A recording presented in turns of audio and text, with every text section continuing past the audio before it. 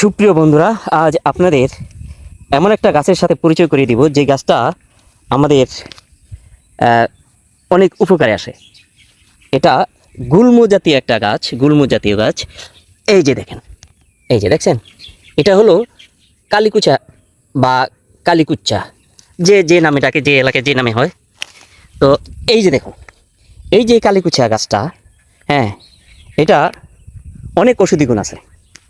ঠিক আছে, এই গাছটার ঔষধি গুণ জানলে আপনি নিশ্চয়ই অবাক হবেন। সেটা হচ্ছে, যাদের পুরাতন রক্ত আমাশা, পায়খানার সাথে রক্ত যায়, এই কালিকুচা গাছটা ভালো করে ধুয়ে শিকড় সহ, ভালো করে ধুয়ে শিকড় সহ পাটাতে পিষে অথবা ব্লেন্ডারে পিষে এটা রস করে নিয়মিত 1 সপ্তাহ খান, আপনার রক্ত আমাশা ভালো হয়ে যাবে ইনশাল্লাহ।